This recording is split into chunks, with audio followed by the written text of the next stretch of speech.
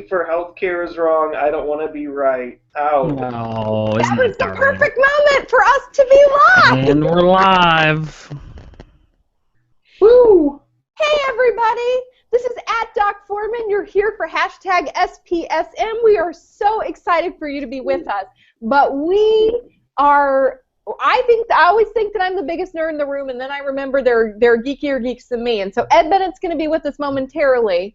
But we did not take into consideration the fact that tonight is the Game of Thrones season finale. And he is finaleing, and he is coming right in. So if you're joining SPSM, go ahead. Have Game of Thrones. Stream it right there. Finish it up. Be shocked. Tweet about Game of Thrones, but then tweet about No suicide spoilers. prevention. Oh, all the spoilers. It's brand new. No spoilers. We haven't seen it. Spoilers. You want to ruin it? Yeah, I like to know what I'm going to watch Worse before than I watch it. Twitter.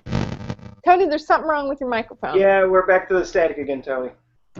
So we're going to be, but I'm at Doc Foreman. This is SPSM. You've ended up here. We're going to be talking with Ed Bennett, and he'll be on with us momentarily. Let's say hello to our tech guru really quickly. Everybody say hello to Tony Wood, co-producer of SPSM. Hi, Matthew Loxton, and you brought a friend whose name is Joe's last name I can't pronounce. Howdy, Chris and Clinton and Matthew, etc.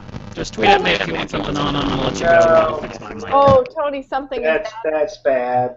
Yeah. Tony's just going to wave because there's something wrong with the microphone, and he's going to come back on. But if you need something, and you need to get to the folks who are on the live stream, Tony Wood and Sean, who's tweeting out from at SPSM chat, are great people to connect to. They will bring us your questions. They will bring us your comments.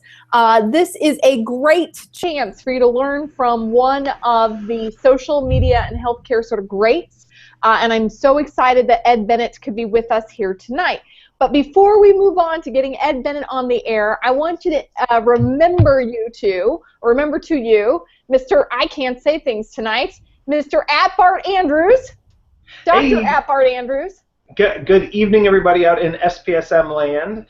This is at Bart Andrews. You can reach me on Twitter at Bart Andrews. It's just that easy. I'm from Behavioral Health Response, a delightful crisis agency in St. Louis, Missouri. Very proud to be here. Very excited about the show tonight. Was able to spend some time looking at Ed Bennett's work, and it's really good stuff. I actually blasted out a few memes because I was inspired by Ed's work. He just had some great comments. And then Sean got on and blasted out, slides from presentations he's done, and that was just great. So we're already learning, and we didn't even start the show yet. And we've had just a little bit of a freeze up with Bart, so Yep, I'm going. Wait, have you caught up, Bart? Yep, can you hear me? All right, you froze on that last bit. Say it one more time. So Sean blasted out some slides and you froze up. Sean blasted out some slides of Ed Bennett's work and some of the presentations he's done around social media and healthcare. So we were learning all day, just kind of looking through the work that he's done, and it was really cool. I mean, before the show even started, we were learning a lot about Ed and the wonderful things he's done. So glad to be here. Absolutely. Oh, and a reminder, Tony's going to blast out. We created this Disrupt Suicide list on Twitter that I absolutely love. I live by it. I check it out every day, and Tony's going to blast out. We just want to get more folks on the list. And here's a little secret to all of the tweeters out there at SPSM land. It's cool to fave and retweet things that you see when you're on the Twitter sphere. Just a little tip from your Uncle Bart. You can do it. That's Just so creepy, and I'm not sure and retweet. Fave, retweet. Yeah, so if you can, please remember that we're always trying to not only join in the chat, but we're also amplifying expert messages. So as you are live tweeting things that you hear me say, or you hear Bart say, or our guest Ed Bennett, who will be with us momentarily, do retweet other people's work and make sure that we amplify that. Together as a platform, we have a very big reach, and we want to take full advantage of that for messaging sort of goodness, like juicy messaging goodness. So everybody, while Ed Bennett is working to join and Tony is going to be helping him, I want to tell you sort of my little story of how Ed Bennett and I met. When I first started on Twitter, it was October 4th, 2010. And some of you have heard me speak about this story at various conferences. Tony Wood insists that I go on Twitter, says it's going to absolutely change my career and change how I do my job. He's absolutely right, but I'm very anxious, so I'm knocking back a glass of wine while weeping on the carpet as he signs me up for the first 100 mental health professionals that I'm going to follow. And then he says you've got to find the best healthcare Twitter chat, and you've got to learn what the good professionals in the healthcare industry do, and that is how you're going to become good at this. So I get involved with the healthcare social media chat. I learn what a social media policy is, and you can see mine at docforeman.com. There's a link to it on the front page.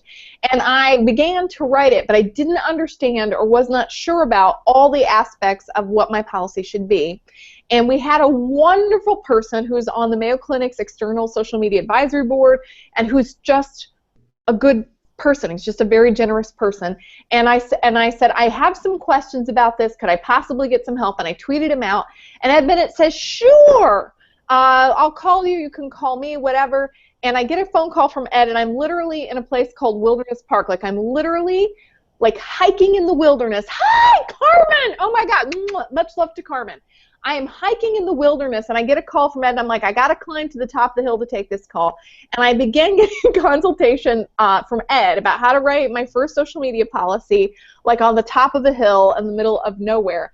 And he was so sweet, helped me out. Like, he didn't know me. He was just helping a fellow member of the community out.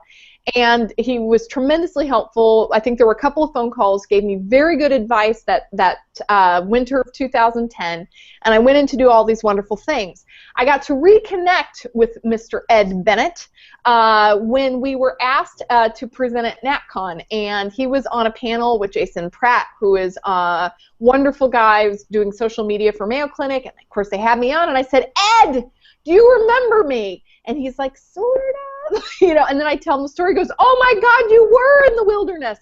Totally remembered me, 4.5 years later.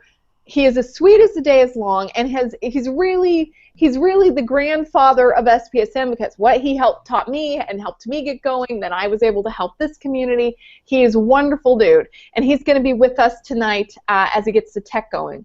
I think, Bart, have you had a chance to hear that story before? You mentioned you were learning a lot about Ed. What did you learn as you were reviewing, getting ready?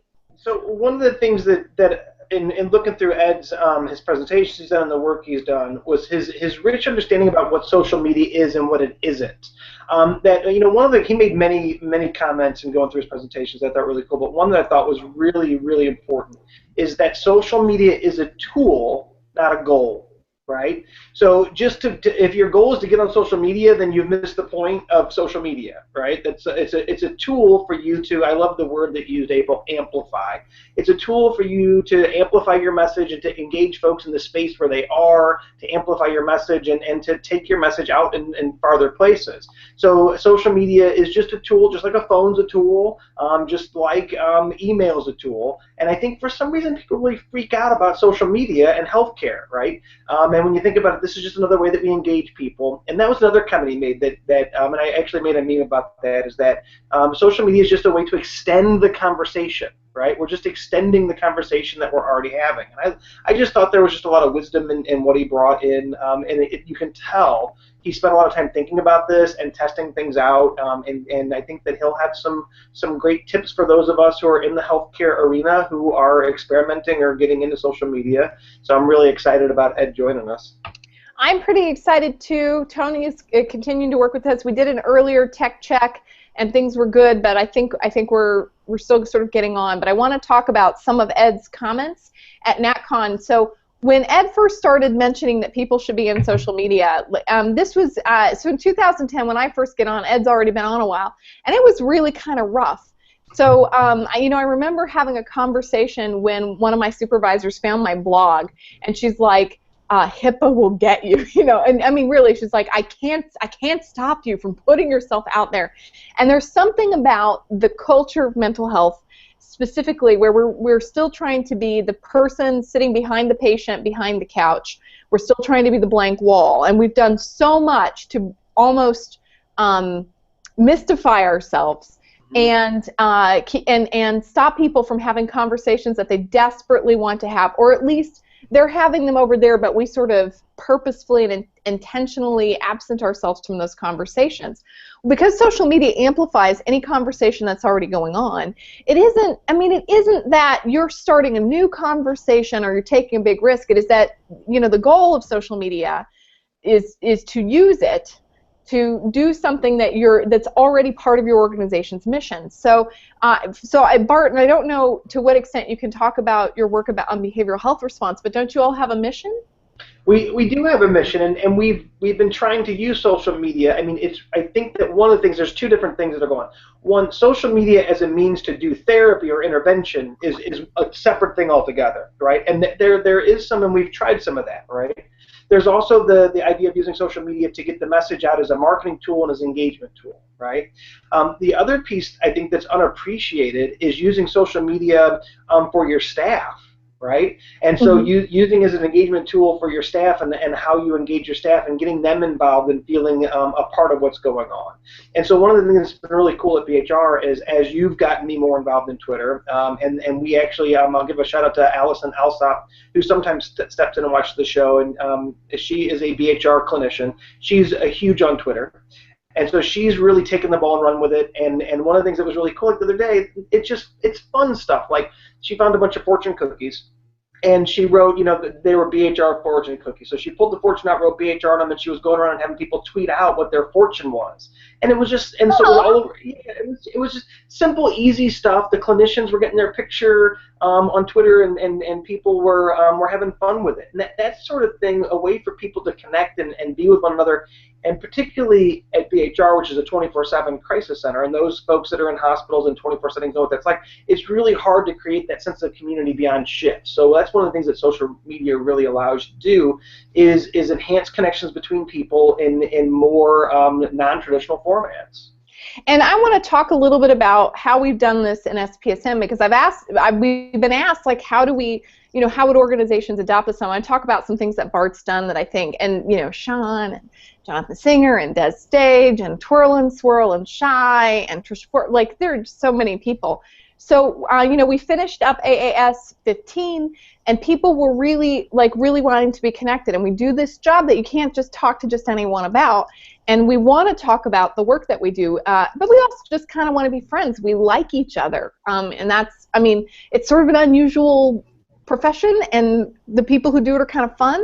And so Tony starts the SPSM sort of chat on Facebook, is sort of by invitation, and that rolls 24/7. And people will talk. But I remember, like in the early days of it, Bart, I think was it you, Bart, and you were like, everybody take a picture of their desk. Ding. Or people, or you start just sort of sharing memes, and some of those memes go live or they go hot to the whole Twitter feed, but some of them are just sort of, in group. And so one of the questions I got asked in consultation a couple weeks ago with Benchmark was, well, how do we get our employees to do this? And do we offer incentives, or what do we do? And people want to talk about what they're passionate about.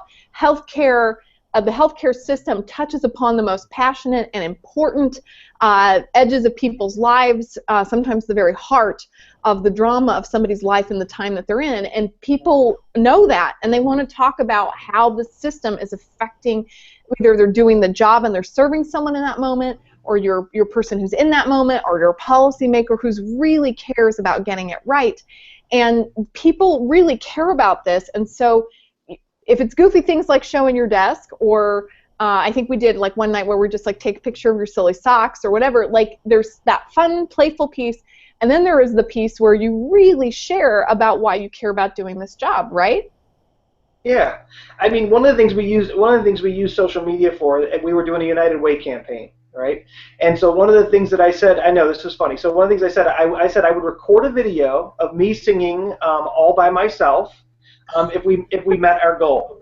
And so when we met our goal, I put on this wig and mustache, and I sang, literally had the IT guy help me, and we taped me singing all by myself, and then blasted it out across the company, blasted it out on Twitter. And believe me, it was funny because after we met the goal, people were like, "When are you going to do the video? When are you going to record this off?" And the funny thing, or sad thing, is I'm a horrible singer. And my favorite part about it is like, people were like, why were you singing so bad? Was that the shtick? And I was like, no, that's actually how I That's how I sing. So, but thanks for thinking it was a shtick, because it's really pretty bad. So that's kind of special. And you know, speaking of kind of special, we've got Ed on. Ed, I'm going to put the camera on you. Say hi to all of SPSM. Oh, he looks like he's muted. It looks like he's muted and he went black. So just as we had him, wait, now he's back. There you go. If you'll unmute yourself, Ed, that'd be awesome. And Tony may have to help. But I told them a little bit about the story of how we got started. Carmen is watching, by the way, and she's another Carmen Gonzalez, who is great. We've done, and Carmen, I did talk about Hicksum Vac, like talking about doing social media around vaccination just a week ago with the Rocky Mountain Myrick, and hi to Adam and the Rocky Mountain Myrick. Ed, do you know how to unmute your microphone? We had this going so well, but this is what happens. It's live. It's the excitement. It's the drama. If you go, if you go to that little arrow, Ed, in your box that you're in, with your face in it, and you click on it, there will be and an unmute. Can you unmute yourself, Ed? We don't know. We'll find out. Let me see if I can get you on the control panel. It's not letting me unmute him on the control panel. What have I have not banned anyone, twirl. Jiminy Christmas. So Ed, what you're going to have to do is unmute your microphone until we get that. As soon as we can get some sound on you, I will help you out. And there's great comment on the feed, April. So, I mean, one of the things that's happening on the feed is people are talking about, and I saw this at my agency and other agencies, there's a lot of fear and negativity around social media. So everybody, when you talk about social media at work, the first response you get is kind of what you're talking, oh my God, we're going to screw something up, or you're going to get in trouble, or your PHI is going to... And it'll be on video, or it'll be in text, and they're going to catch you. They're going to catch you. And I'm like, they're not, like, they're going to catch you caring about your job and really liking it and doing a good job. Right? We hope, right, Bart? Mr. All by myself. You're not all by yourself. It's so true. But I think that it's really interesting. Mental health has become a risk-averse profession. And so if you look at leadership skills training and leadership programs, they talk about taking risks and taking chances. And if you look at now, this is I'm painting with a pretty broad brush here, because there are many examples of folks who are innovating and taking chances and risks in mental health services. But I think they're the exception, right? And I think that we're a very risk-averse profession. Look, think about it. Risk management is a buzzword, right? It's all about risk management and mitigate and whatever you do. And licensure boards have a lot to do with this. They do, and credentialing agencies have a lot to do with this. They've bred a fear. If you've ever been to an ethics training, a psychology ethics training, April, where they spend 8 hours, and at the end of it, you're afraid to even say hello to somebody at the end of the 8 hours, right? Correct. Because they'll give you these horror stories that are unfortunately true about psychologists and other professionals that got in trouble for things where you're like, you're kidding me, right? And so there's a lot of fear, and I think that we've become afraid to take chances, and I think that reflects in our work. I think the people we serve recognize that as well. Yeah, and I just want to explain that it wasn't like I was taking this great big risk with my career. So, you know, one of the things that happened when I talked stuff over with Ed was, you know, anxiety and avoidance are not the same as caution and consultation. You get some ethics training, you follow best practice, you show that you consulted with peers. And so consulting with somebody like Ed, and then sort of documenting that's how I had done that, and sort of writing it down, and then following what seemed to be a good policy, and treating my media as an extension of what I offer my patients, which is that they know not only, you know, what happens in my office, but that I really do care about this issue, that I'm passionate, that I'm human, and a very three-dimensional person, that I really am dedicated to their healthcare system that they're in, that ends up being very important to them. And not only that, but if they do Google me, or if they do a search on me, which I think many patients can and should do, what they get is really good content that is about sort of me as a person and about my profession.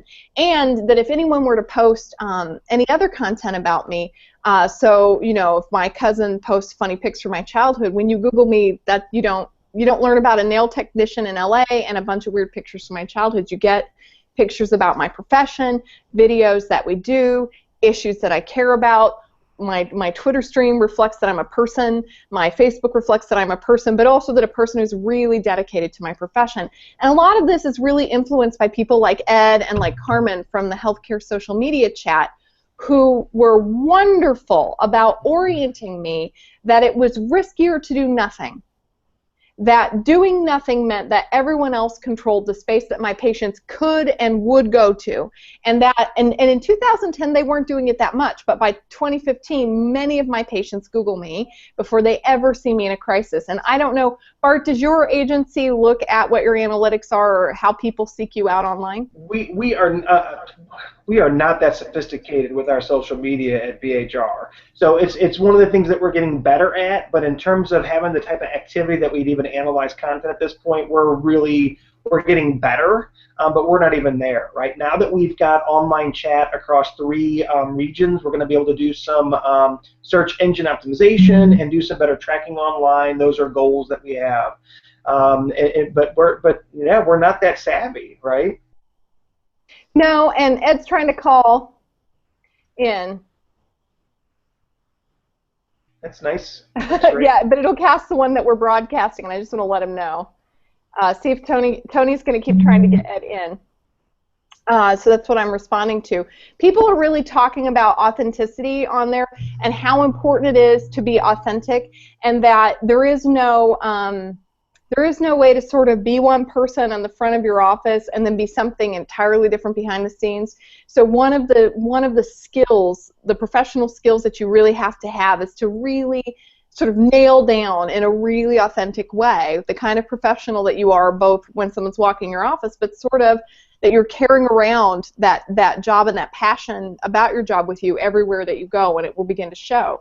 And you have to think about that. And you also think about, like, what is the personably professional way that I can let people into my life in a way that is good for them and good for me, and responsible, and sort of helps with my goal or my mission for my agency or for myself. Now, tell me again, do you know, and I hate to put you on the spot, but can you sort of bang off Behavioral Health Response's mission statement? I don't know if you can or not. That's kind of a mouthful, I'm sure. Do I have our mission statement? Hi there, it's Ed Bennett. Oh, Ed! He made it, Ed! How you doing? How was Can you see me? Game of Thrones? Yes. Oh, it was excellent.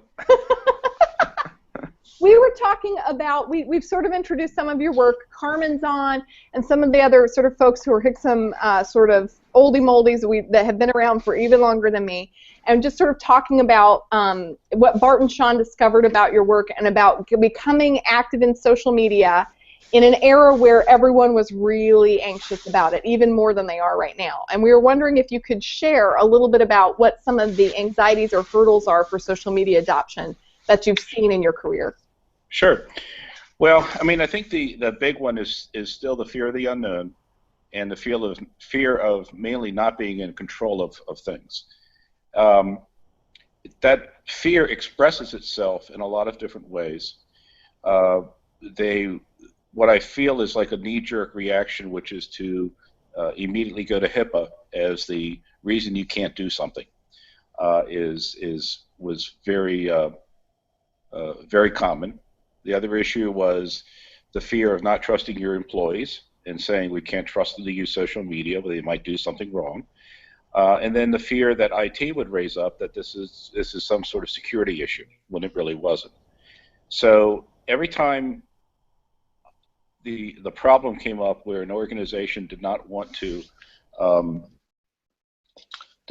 use social media, it was usually one of those 3 things. It was we can't do it because of HIPAA, we can't do it because we don't trust our employees, and we can't do it because IT says we can't do it. And one by one, each of those fundamental reasons had to be addressed and had to be overcome. Let's talk a little bit, because we have a lot of folks here tonight who are from various agencies, who are either leaders in their agency or working to advocate for adoption in their agency. And let's talk about that fear of not trusting the employees, because I've definitely been I think even my supervisor, our mental health service chief, was having a talk with me because this has really exploded and it's become much more accepted. But he said, I know you've had your hand smacked a few times, even when you did good. And I'm like, oh yeah, because there's, and I've always behaved very well, but why don't they trust us? Well, it's because medicine, the military, and and religious organizations are all founded on hierarchies, and social media threatens that. Social media flattens the hierarchy and starts giving everybody an equal voice. So I think that there's a piece of that. I think it's very interesting that someone says to you, you got in trouble, therefore it's a bad thing. Right. Instead of examining, well, what was the thing that they said you did that was wrong? Did it have any merit? Well, of course it didn't have any merit, but simply the fact that somebody was upset with you, whether it had any merit or not, was enough for that to be a problem. And so that's the type of thing we have to keep overcoming. Yeah, and I'm just going to break in. Like they did do that, and I would then and I was sort of prepared for that. And I'm a shrink, like I'm used to managing anxiety, but you like really have to sort of sit and go. So tell me what was so tough about that. And I'm so glad you've come to talk to me about social media. I've been waiting for you to engage me about this. And it's like you sort of flip the script on them, and then suddenly they're not sure what's happened, but like you can sort of see like they're like something just happened here, and I don't know what you just did. Yeah, it's sort of like jiu-jitsu or judo. Yeah, it's you have to keep bringing people around to what is the reality, and what are you actually worried about? And a lot of times they'll come back to things. Well, an employee may screw up, might do something wrong. They might. Or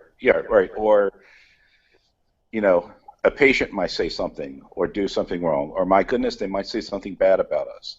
And of course, all of those things can happen without social media. So you have to keep bringing those kind of examples up to say, okay, well, how is this different from, and then explain the exact same scenario, except it's not social media. Mm-hmm. How is that different? And they have to eventually say, well, it's not really different. We have policies and protocols in place to deal with that situation.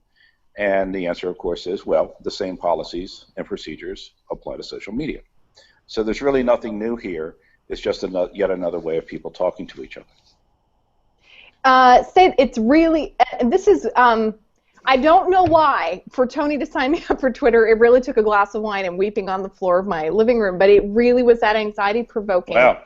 Yeah, it was, you have no idea, like, I'm 4.5 years later, I'm very different tune, but the sense that you're creating, you're sort of breaking the third wall in some way, or and that sort of you're breaking the hierarchy, that suddenly they can't control the message the way that they used to, and I am really grateful. I'm not speaking on behalf of Veterans Affairs because I don't during SPSM chat unless I am, and I'll tell you, but they gave me media training, and now they let me do these events. And for VA to do this is truly generous. And they say, well, we trust you because you're now experienced. You've really shown us. And for their media and PR people to say, we really do trust you, I know that was like huge for them to say, right? To not like try to hyper control things, and they let me do all this great stuff. How do you get them to start trusting that their employees are going to be really good for their brand? Well, I think a lot of it has to come through. Well, first of all, what you did was exactly the right thing to do, which is to work through the processes they already have in place. So, for example, I work out of the Office of Communications and Public Affairs, and we have trained media relations people. We have people that are talking to the public all the time. So it was really fairly easy to say, okay, well, this is simply another way that your trusted media relations people are communicating. Of course, none of this happened because I started doing this without asking any permission. So it was after the fact that they realized that we had been doing this stuff, and it had been a year, and nothing bad had happened. But I think that there is so much fear in medicine, and I go back to how doctors and surgeons are constantly worrying about the next bad thing that can happen. That is just part of the DNA you're a surgeon, you're in an operating room, you are constantly thinking about the next bad thing that can happen. And 99.9% of the time, those bad things don't happen. But fortunately, if they do, you're thinking about it and you can control it. So there's this overemphasis on the bad. The risk assessment is way out of whack because what they think is risky is not, because they're constantly thinking about what could go wrong. One of the things that I think helped was we had started monitoring social media, and we had tons of data. We were tracking. We used Radian 6. We were tracking all the times that people were talking about us and all the mentions. And I could show that, you know, we get about 100 mentions a day, and most of them are neutral or positive. It may be once every 3 months there's something that could be considered slightly negative. And that's it. And literally hundreds, if not thousands, of positive things are being said. And that once in a while, little one, and that's all they worry about is that one little one. So after a while, there was enough data there that it really was hard to refute that the risk was small enough that you had to accept that the benefit would completely outweigh the risk. So can you tell the folks here, because there are a lot of organizational folks here for in mental health and for helping with media or sort of pushing this forward, this tool use forward in the organization. How could they begin to start getting that data to present that? Because the good news is a lot of organizations we work for are data driven, and they will listen to data if we have it. How can they start getting that data? Well, I mean, there's lots of tools out there. You can use Radian 6. It's the one we've been using for a long time. It's not the cheapest one. It's about $350 a month. There's lots of other tools that you can use. You can free tools. There's tools for pay, but you know, after you set one of those up, start gathering that data, and after enough time, you should have enough information to show that the vast majority of conversations, again, are neutral or positive. And that's probably the simplest way to do it. You know, the other good thing is that because most of these things are so overwhelmingly positive, we would start pushing those positive messages out. We would tell people, we would send emails out to the C-suite. We would talk about, here are the positive things that were said about us over the last week or last month. And we started posting those on our Facebook, or we would send links to our Facebook page where people were saying these things. So that turned it around fairly quickly. And by the time we got to the point where we, first of all, we also were blocking social media inside our hospital. And I had to work with our CEO to overcome the issues involved in that. And by the time he came to me and said, okay, let's do this, let's open up social media, pretty much everybody was on board. One of those things was dealing with IT, because IT had a fairly iron grip on the technology. They were blocking social media, they were using the web blocking tools. And it took really sort of going to my CEO and talking about how IT exists to serve the business. The business doesn't exist to serve IT. Woo! Say that again, because they're going to keep tweeting that one. Right.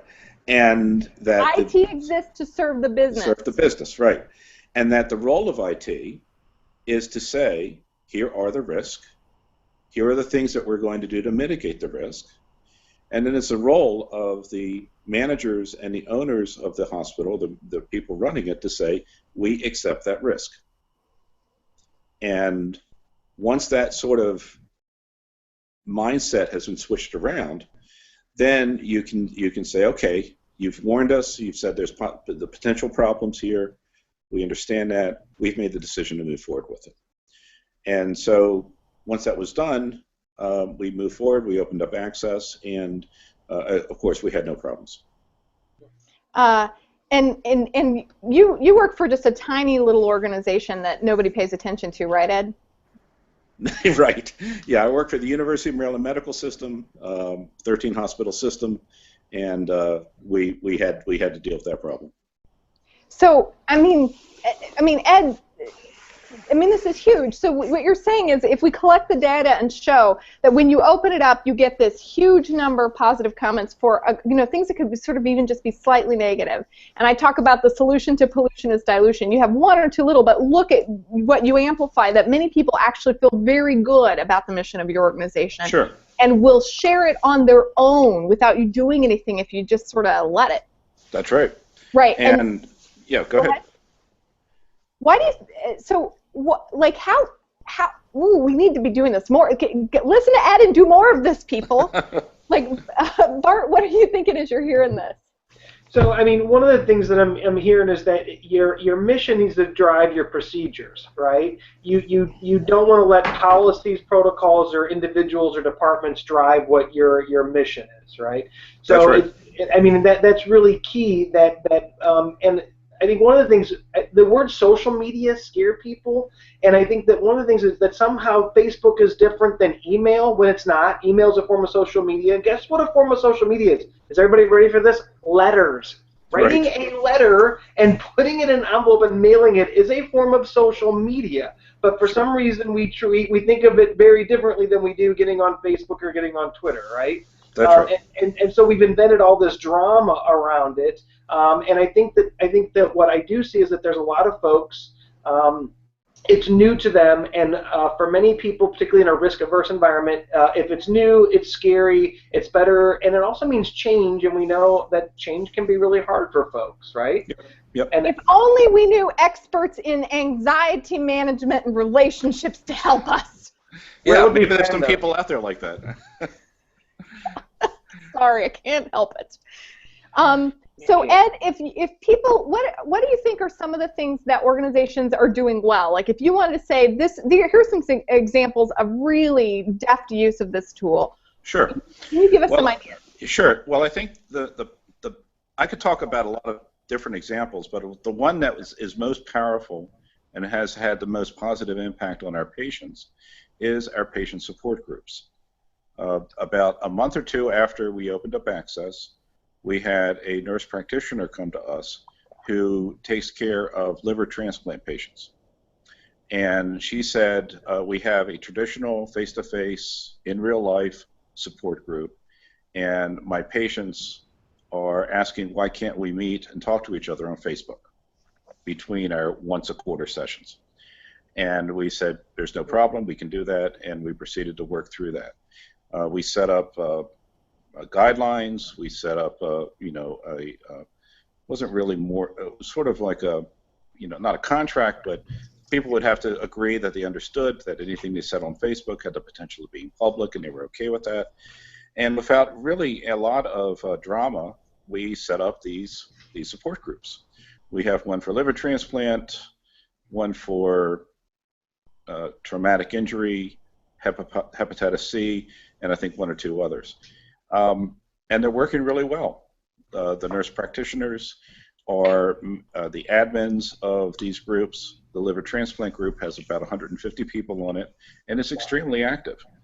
There's probably somewhere like 12 to 20 messages a day being posted on that group. And it's a true support group. These patients are supporting each other. And then the nurse practitioner is the admin of the group and is there to provide guidance, to answer questions, to step in if something comes up that needs a medical question answered or resolved, and to lead sort of the conversations about topics that might be of interest to this very special group of chronically ill patients. It's been up there for almost 3 years without a single problem. And how many people? Is it just 4 really nice people talking for 3 years? Is that what that is, Ed? Is that why it went so easy? I'm sorry, what's that? Was it just a tiny little group of 4 really responsible patients for 3 years? Is that why you didn't have a problem? No, what, it was like what was this like for that long? It was 150 people. Holy buckets! Yeah, you let patients talk to each other about their Right. problems and how they manage them, and it went Exactly. fine? Right. So, I mean, they're talking about side effects of transplant rejection drugs. They're talking about all the things that are unique to that very small group of people with this very specific chronic condition. And it works really well, like a real support group. So that's the kind of thing that I can now point to 3 years after the fact and say, it works, it's helping, and there's really no downside to it. What I want to make really clear to everyone is that please do catastrophize about these things, do prepare for the worst. But what Ed is telling you is, prepare for that, get consent, consult and do the right thing, but the chances are excellent that not only will the worst not happen, but the best is very likely to happen. And that's folks the key want thing. to help Right. each other. Right. And, I don't know what else to say, except there hasn't been anything bad happen. It's been 3 years, 150 people, and they're supporting each other. So, when we look at the changes that hospitals are going to have to deal with in terms of population health and the complete switch of the business model from getting as many patients in the door and doing as many procedures as we can in order to be profitable to the complete opposite, hospitals have to be ready to take on these kind of tools in order to be successful with that model. Bart, what are you thinking about all of this? He's talking about trusting patients, trusting staff, letting them support each other, not being afraid or worried. Yeah, because he's wise and clearly adopted this early and had the faith and the good understanding of people and systems. I think one of the things, the idea of trusting your patients, oh my God, that's a really good idea, actually. Wouldn't it be great if more providers trusted their patients? It's interesting to me. You will still hear this. There are providers that are nervous about suicide attempt survivors all getting in a group together to support each other. That could be what are you talking about? That's yes, because you need to trust us, right? That would be a good thing, to trust the people we're serving.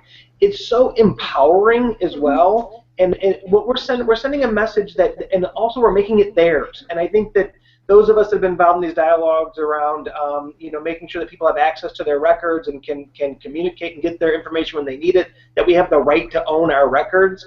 Well, we have the right to be able to discuss what's going on with us in a setting where we can talk to other people. How would we do that if hospitals like Ed's hospital wasn't willing to create these sorts of media where people can connect with each other? I just think that's so cool, and it says a lot about their mission and about being very client-centered. I think social media provides some great ways to be client-centered, and I think one of the things we talked about is how egalitarian social media is, right? It levels the playing field, and I think that's one of the reasons that it scares many traditional providers who are coming from an expert-based model, is that's losing some status and letting other people, raising other people can be very threatening sometimes. So I think that's the benefit of it myself. And I think, the issue is that I think everybody sort of emotionally sort of inherently recognizes that social media isn't necessarily flat. There are people who have bigger voices. Like if we get one tweet from Justin Bieber, SPSM blows up, right?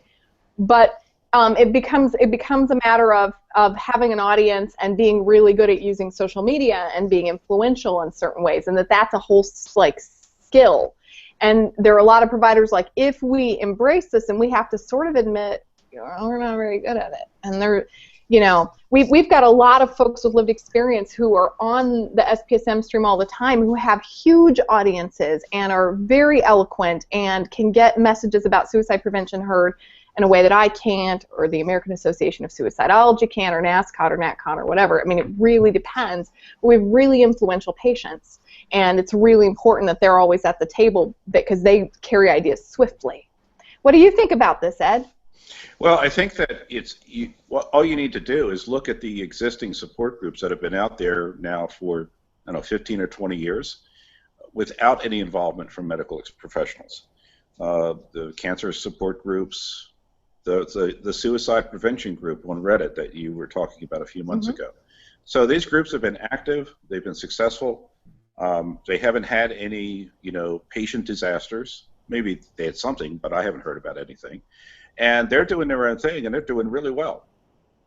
So we're really at a point where we're begging to be part of that, to say, we really want to be part of what you're already doing, and our role here is to be able to give you the accurate medical information, medical guidance, and we're here to support what you're already doing. And I think that that furthers the whole idea of the power shift, but that's certainly one way to show, to frame it, to say, okay, these groups are already in existence, they're already doing this. Is it better that, do you really want to not be part of that conversation at all? And only talk to them, you know, when they come in to visit you in the office? So that's another way of looking at it. Yeah, we're not allowing anything. Patients can do this on their own.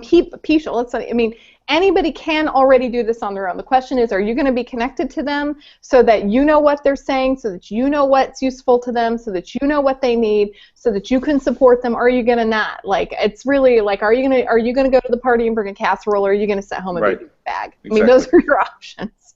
I don't know if you've had a chance to look at the stream, Ed. It's blowing up. I want to give a shout out to everyone. If someone can just make me a Hungry Hippo meme, I will, and it doesn't violate copyright, I will totally make a shirt for you all. Okay. That's awesome. Oh, I'm going to check the stream now. Hang on. I'm holding my iPhone in my hand while I'm looking at my computer. Oh, there it is. Look, put Bert on. Hungry Hippo. It was Twirl and Swirls, who is a meme master.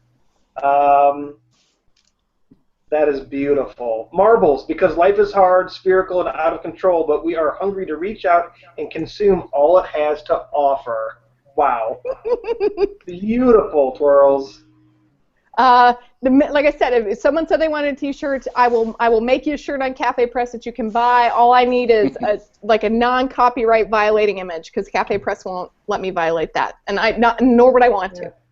Yeah, and I think one of the things Ed's talking about is, and you see this, you see this happening. In some places it's quicker, some places it's slower, but providers are moving from an expert treater role to a facilitator, a health facilitator role. And I think that social media is one of the ways that we're helping with that transition. We need to be there to facilitate recovery and healing, not be in charge of it. And I think that the model has been, well, the provider's in charge, right? And I think that we can see what kind of outcomes we get with that, particularly in behavioral health. The being in charge maybe ain't working out so good, I'm saying. That's a very good point. Yeah, like the suicide rate has not dropped. So let's try some things, kids. So, Ed, we're getting into the last sort of 15 minutes. We're going to have 10 minutes of discussion before we get to final thoughts. Like, one of the things that you and Jason were telling me about just in Orlando that has ended up being big is the use of Periscope and we're doing live streaming now, and sharing content that way. And you guys were like, you got to get on the Periscope. So, of course, I did. And then one of our SPSMers just yesterday, with our SPSM hashtag, and congratulations to Des Stage and Felicidad, they got married, and so that we could all be a part of their wedding, those of us who couldn't travel there, they streamed the wedding to our community. That's great. I know, it was so beautiful. Can you talk a little bit about what's coming? Like, what should we as a field be preparing for and start adopting? Oh, I don't really have any crystal ball, but I've been very impressed with what Periscope is providing. I think that the idea of having these really quick ad hoc video streams and meetups is a real game changer. Didn't work too well for us tonight, but you know, the idea that you can just broadcast video and all some person has to do is go to Twitter, click on a link, and suddenly they're seeing it, that's really powerful. I think that, you know, if I'm going to try to do a crystal ball, it's going to be around the coming increasing use of personal internet-connected devices like the Apple Watch and things of that nature. The change of how items in your home are going to be connected. I think that in 5 to 10 years, it's going to be very different how we go through our daily life.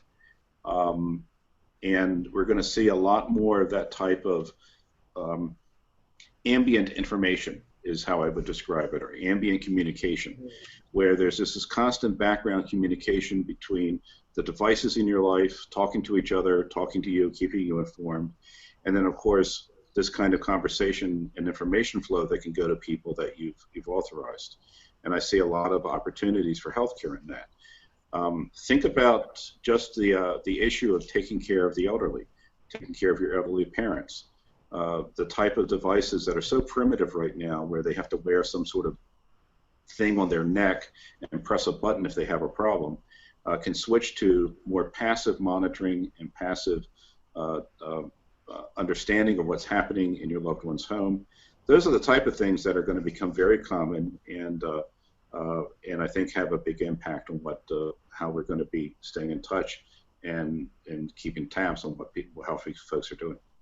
So, it's funny you're saying this. I'm hearing things from Matthew Knock and Karthik Dinakar, really similar things from the computational linguists, and then I'm listening even on NPR as I was driving to a gig on Saturday morning, and they're talking about, that the technology is going to be such that the wearables and our devices will be able to monitor things and in real time sort of say things like, a member of your community is really having a rough day, you might want to shoot them a card to let them know that you think of them. As a matter of fact, I've already prepared one, and all you have to do is hit send and maybe personalize it.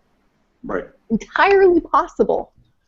Well, there's an anecdote. I've been trying to track down the source data on this, but I heard about it over 15 years ago, and it was the concept of a internet-connected rice cooker. What? That was being sold in Japan, and this was 15 years ago. What? So why in the world would anyone need a rice cooker in Japan that's connected to the internet? Well, the backstory is that it's very traditional in Japanese homes that the wife gets up, and the first thing she does in the morning at 6:30 or 7 is set up the rice for the day. Mm-hmm. And the idea was that a family member, a child, an adult child, would buy this rice cooker for his or her parents. And every time the mom turned on the rice cooker, they'd get a text. And the day or the morning where they didn't get that text, they would check in on their mom or their dad and see how they're doing. Aha, yes. So it all ties into the culture. It ties into how people live their daily lives. And here was something that was completely unobtrusive. It was not insulting to the parents, but actually gave peace of mind to the adult children and enabled them to know that if I can depend that every morning without fail, that rice cooker is going to turn on at 6:30 and everything's okay back home. Now, that's a really subtle use of this kind of connected technology, and I think we're going to see more things like that. That is a story that has so much direct. There's so many angles to it. I know. Bart, what were you thinking of? Because if you reacted like I reacted, it was huge. Well, so if you're like me, I've bailed on the psychiatric model of mental health and mental wellness. Right, I believe it's a social health, primarily a social health concern. And one of the things that's talking about is our social vital signs. Right, mm-hmm. And if you look at some of the most successful suicide prevention programs in the world, they have not been around assessment, identification, and treatment of individuals. They've been social measures that have changed the environment that people are in, increasing connectivity, addressing real life problems, working in groups, right? And so I think one of the things that Ed's talking about is it's a way for us to stay connected with each other and know when we're doing well. I mean, that's one of the most cool things about electronic media is that it enables us to be connected to one another even if we're not in the same location. And it provides the ability to be connected for, 24/7. And so what we're talking about are the people's social vital signs. How are folks doing? I think we've all had plenty of times when we've all been on social media and somebody has said, hey, you seem kind of cranky today. And it's nice knowing that people are paying attention. And I think that's why social media is so reinforcing.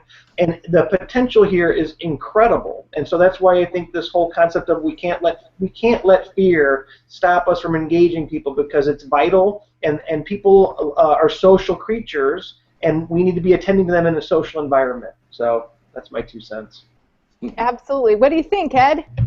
Well, it makes sense to me. I think that I think that a lot of the most interesting changes that we're going to see in this area are not going to come from the big healthcare organizations. It's going to come piece by piece, small companies coming up with an idea. It'll be accepted or it won't be accepted. But I think that we're going to see this gradually become part of the norm. I mean, there's a device for the home that allows you to, and I think Nest is going to be putting it out pretty soon. It was basically a internet-connected front door lock with a little camera. So you can. I need this. Somebody rings the doorbell, and if you're at the office, message comes up on your iPhone. There's a little camera. You can see who the person is. You can talk to them, and if it's someone who needs to drop off a package, you can open the door for them. They can drop off the package, close the door, and you can lock it. Oh, cool. Now, that's a very, very simple thing, right? But think of the implications of how that makes things easier for you to accept packages, to check on the status of your house. And to let somebody in to do repair while you're at work. Exactly, so, like, a lot of times I have to let somebody in order for them to go in and do a plan. So I've got to be there, but that means that I've got to take 2 hours away from my desk just to open and close the door. Yep. So, but this only works because we already have network technology. Your home has a Wi-Fi hotspot. The doorknob can connect to that. The infrastructure is already in place. And that's something that I think that in 5 or 6 years, that's going to be the norm. That's not going to be something crazy and unusual. And that's an example of the type of thing that I believe we'll start seeing creep into the health field for folks like us. I really love what you were saying, is that it's not going to be, the organizations aren't, there are so many things that keep innovation from happening in large healthcare organizations. There just are. There's so many pieces of the systems in place, but patients, advocates, small businesses, computer linguists, right? And big shout out to #CLPsych folks. Dr. Christy Hollingshead Seitz is out there and who's been tweeting in. They're really right. The innovation is coming from all these things around us. If your healthcare organization does not participate, you won't know until it's too late for you to be ready for what's happening. That's right. We are getting into the last couple of minutes. It is time for final thoughts. Bart gets mad if I make him go first, so I'm going to make Tony go first since he's been reading the feed. Tony, can you give us your final thoughts from this chat tonight? I don't know. Can you hear me? Ah! Thank goodness. Yes, we can. Thank goodness you can hear me. My goodness, the Internet of Things, the emergence of social media as a possible solution to public health problems. Could we cover some narrower topics? So what do you think? The stream has been all over the place, so you can't sum this up. This is yet another week with SPSM. Thanks everybody for participating, but it's channels like this one that amplify the messages that we think have the potential to help really a lot of people at scale. So keep up the good work, everybody. I like that. Bart, your thoughts? My thoughts are this was incredible. Thank you, Ed, so much for all you've done and really moving us forward. It's really cool. Some pieces that we haven't touched on as much that are, I think, really exciting is provider-to-provider communication is an area where I think that social media has huge potential. We have our own project using GroupMe, using a free app. We've cut down the time it takes to find bed space for youth and adolescents needing placement, and it was a free app. Some of the hospitals balked, but many of them didn't, and it was just a little project that's had a huge impact in helping connect providers and serve the people that need help in the moment. So I'm excited about the future. I'm excited about the future is a good final thought. Ed, what are your thoughts? Just thank you for letting me be here and being a part of this, and my apologies to everybody who has been affected by my influence on April 3 or 4 years ago. I had no idea, but I'm glad it's worked out. We don't know that it's worked out yet. And tell people where they can find you, because the good news about technology and social media is we may have a glitch in the live stream, but they can keep talking to you. Well, just find me on Twitter. That's the easiest way, and I love talking to people on the phone. So if you want to talk to me about anything, reach out to me on Twitter. We'll set up a time for a phone chat, and we'll keep the conversation going. And folks, he means it. SPSM exists in part because Ed just means this. So you've wasted another hour. You haven't wasted. It's been amazing. On Sunday night. But what's your Twitter handle, Ed? Ah, I think people can find me. It's Ed Bennett. at Ed Bennett, because he had been Ed on Bennett. the early days, right? He gets his Right. name. Yep. You've had another Two of hour with everything. SPSM chat. You need to stay with us. We have a couple of more weeks before we hit summer hiatus. And for those of you who know, we put some effort into programming and production. And so we take off a little over the winter holidays. We take off a little over the summer holidays so that I can take a nap some weekends, and also so we can work on our production scheduling, which we're already working on into fall. So we've got 2 more weeks. Definitely tune in. If you have ideas for how you would like to stay connected with SPSM over the summer, because that's usually what I get, which is people sort of go into withdrawal. Like, please do tweet me or find us on Facebook. The SPSM chat has a Facebook page, and we have a couple of Twitter lists. You can join those. People are active in those all the time. Please do stay in touch with Ed Bennett if you are working on building your organizational social media strategy. He will point you in good directions, and you can trust him. He's amazing. Thank you. Bart Andrews I know about, and we all know how Tony is. But Ed is Bart didn't even look up. Ed is awesome. Thank you. Thank you for being with us. Share the video. Share the store files. Let people know what you learned here today. Make sure that that Ed's little small act of kindness to me has the biggest reach that it can have. And take care, everybody. Okay. Bye. Have a good week. Bye.